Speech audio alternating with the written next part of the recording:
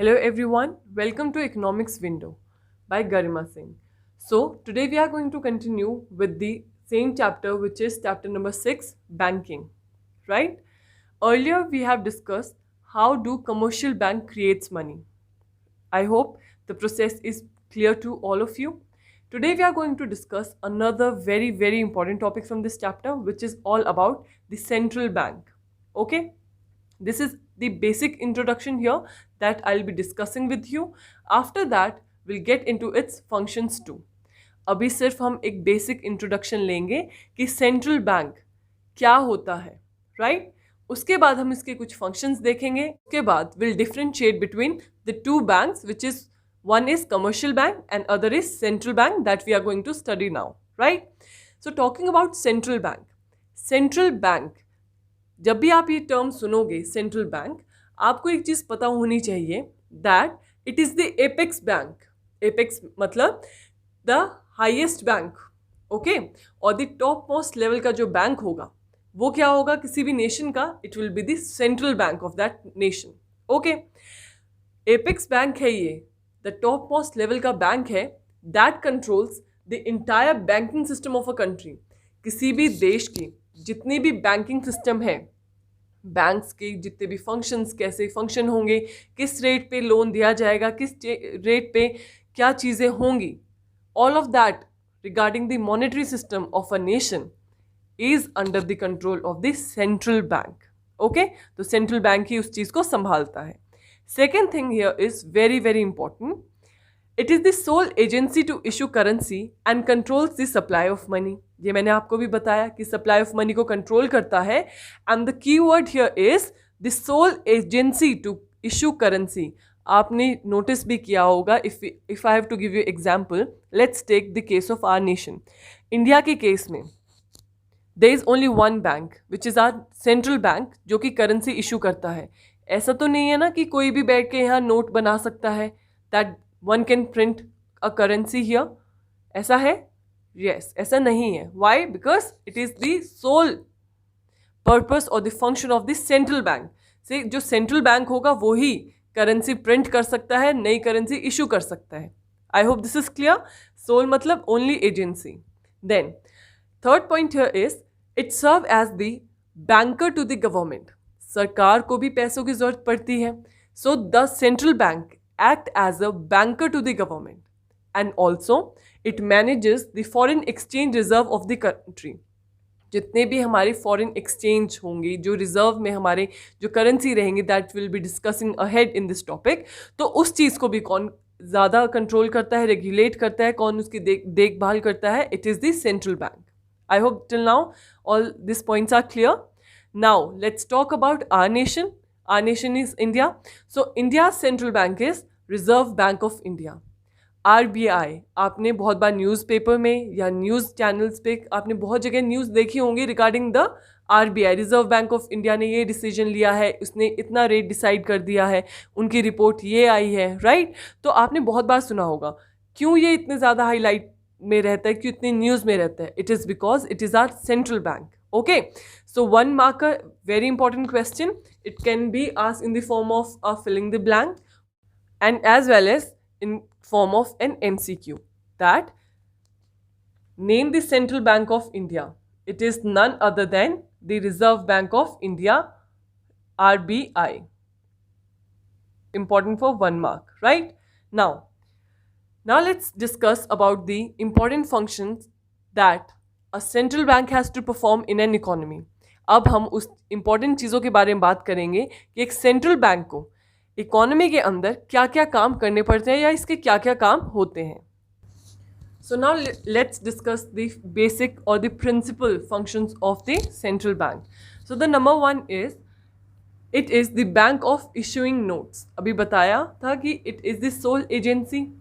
सिर्फ और सिर्फ ऐसा एक बैंक है जो कि करेंसी इशू करता है, जो कि करेंसी प्रिंट कर सकता है, right? So the bank of issuing notes, it has the exclusive right. When we talk about the exclusive right over anything in economics, we call it as monopoly, right?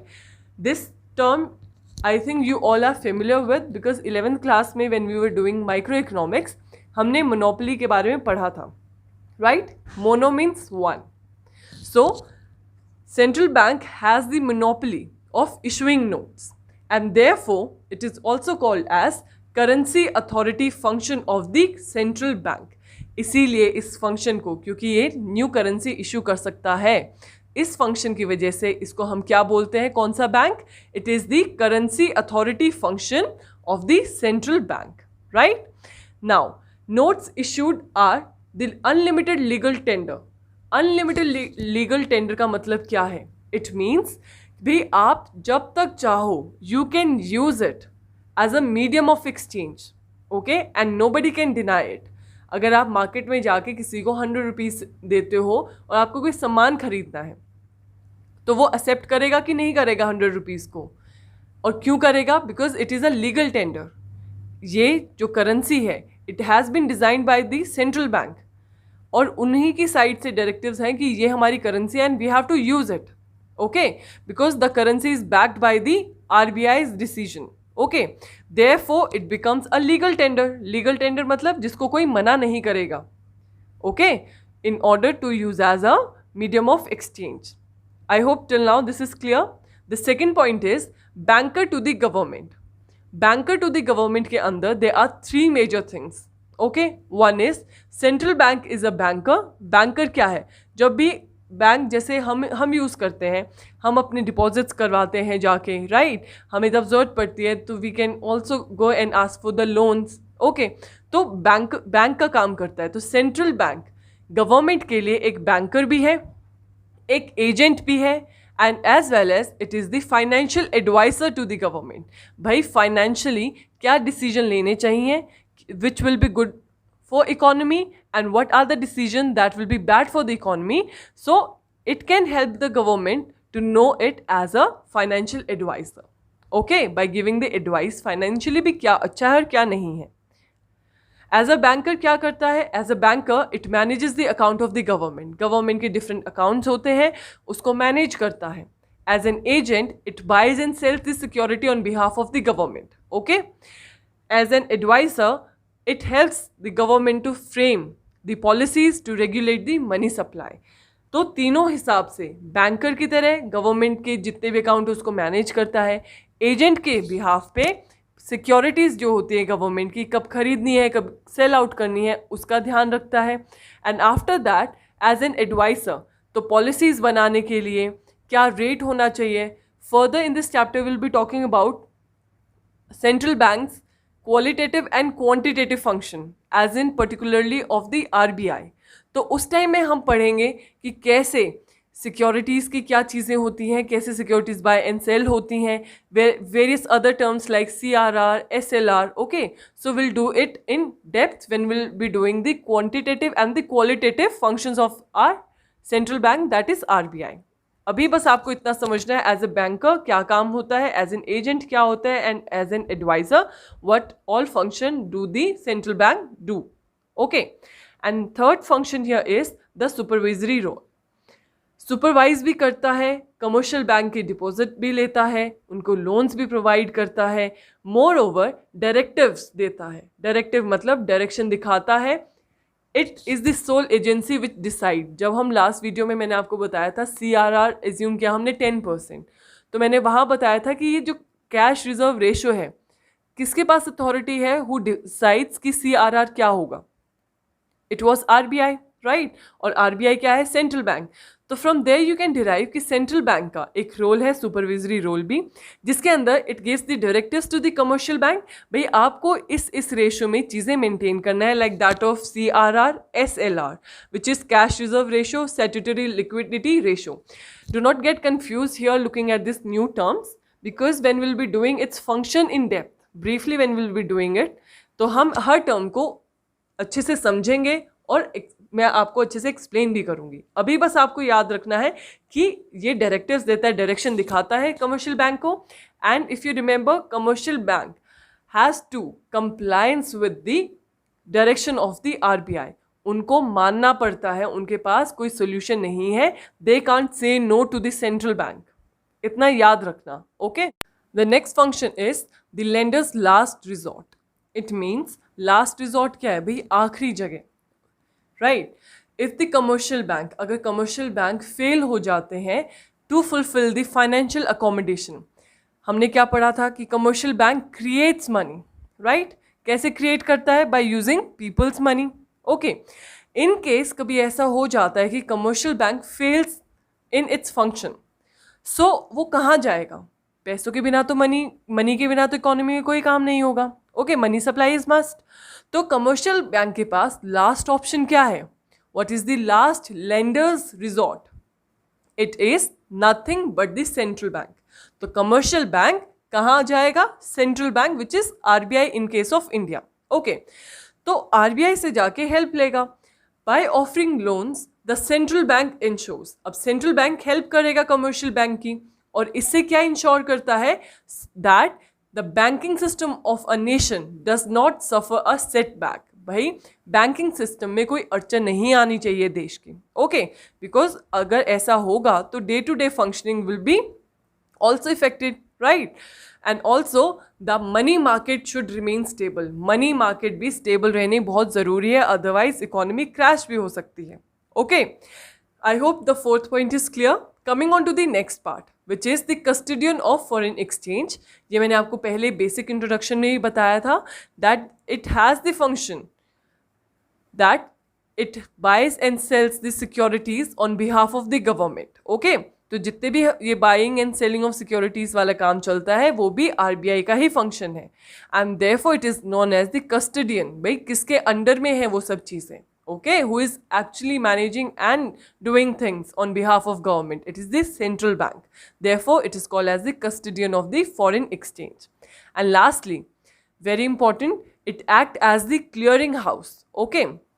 Clearing house कैसे, जो RBI है, RBI के पास जितने भी bank registered है या उसके under है, right, which comes under the category of the scheduled bank, तो उन बैंक के लिए RBI act as the clearing house. अब इसको समझते हैं कैसे। Basically you need to understand this example, okay. Suppose they are two bank, bank A and bank B, okay. Bank A को पैसे की ज़रूरत है 1,000 रुपये की, और बैंक बी को ज़रूरत है 15,000 रुपये की, okay. So suppose bank A को बैंक बी को पे करना है, okay.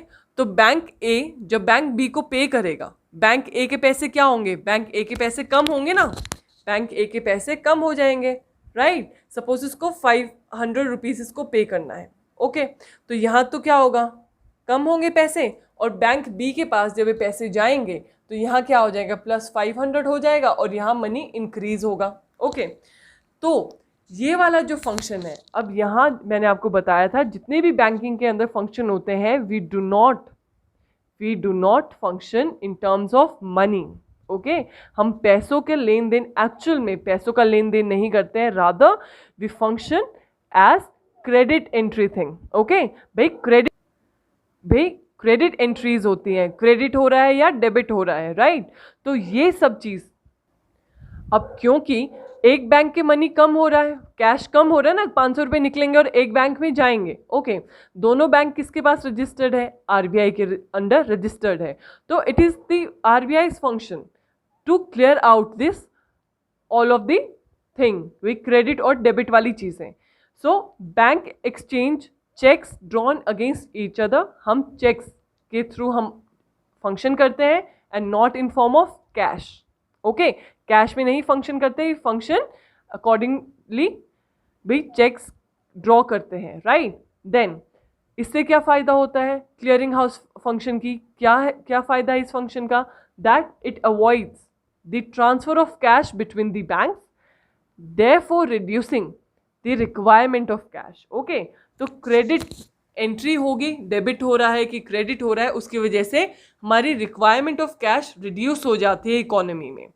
So this is how RBI function as the clearing house for the scheduled banks in the economy. Guys, that was it for today's video. Thank you for watching Economics Window by Garima Singh. And if you like this video, then do not hesitate to like, share and subscribe to Economics Window for more amazing content coming your way.